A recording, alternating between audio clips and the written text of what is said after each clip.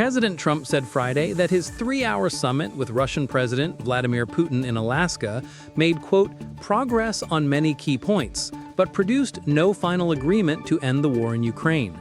We didn't get there, but we have a good chance, Trump told reporters, declining to share details. He noted he would next consult with European leaders and Ukrainian President Volodymyr Zelensky. The meeting, originally planned as one-on-one, expanded to include Secretary of State Marco Rubio and envoy Steve Witkoff on the U.S. side. Both Trump and Putin spoke of productive discussions, but neither explained what issues were resolved. Putin warned Europe and Ukraine not to undermine any progress and recalled strained U.S.-Russia ties under President Biden in 2022, the year Russia invaded Ukraine. Despite earlier White House efforts to downplay expectations, the summit featured a red carpet welcome, a limousine ride together, and a warm handshake between the two leaders. Trump hinted at a future three-way summit with Putin and Zelensky. So there's no deal until there's a deal. I will call up NATO in a little while. I will call up the various people that I think are appropriate, and I'll, of course, call up President Zelensky and tell him about today's meeting. It's ultimately up to them. They're going to have to agree with what Marco and Steve and some of the great people from the Trump administration who've come here, Scott and John Ratcliffe, thank you very much. But we have some of our really great leaders. They've been doing a phenomenal job.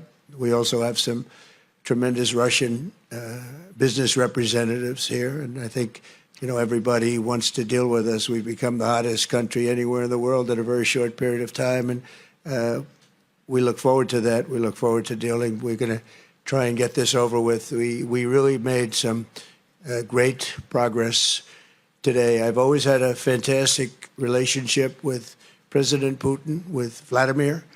We had many tough meetings, good meetings. We were interfered with by the Russia hoax. That made it a little bit tougher to deal with, but he understood it. I think he's probably seen things like that during the course of his career. He's seen it all, but we had to put up with the Russia hoax. He knew it was a hoax, and I knew it was a hoax, but what was done was very criminal. But it made it harder for us to deal as a country in terms of the business and all of the things that we'd like to have dealt with. But we'll have a good chance when this is over. So just to put it very quickly, I'm going to start making a few phone calls and tell them what happened. But we had an extremely productive meeting, and many points were agreed to. There are just a very few that are left. Some are not that significant. One is probably the most significant, but we have a very good chance of getting there. We didn't get there, but we have a very good chance of getting there. I would like to thank President Putin and his entire team, whose faces, who I know in many cases, other than that, whose faces I get to see all the time in the newspapers. You're almost as famous as the boss, but especially this one right over here.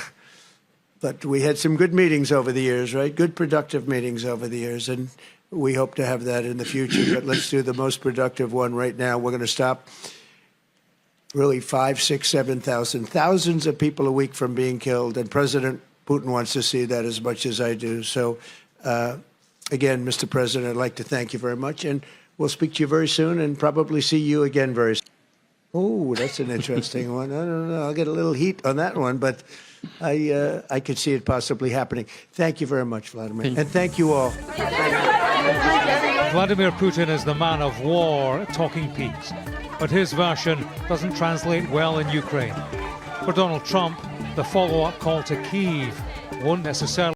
What's your opinion? Comment below and subscribe Red Blue Bulletin.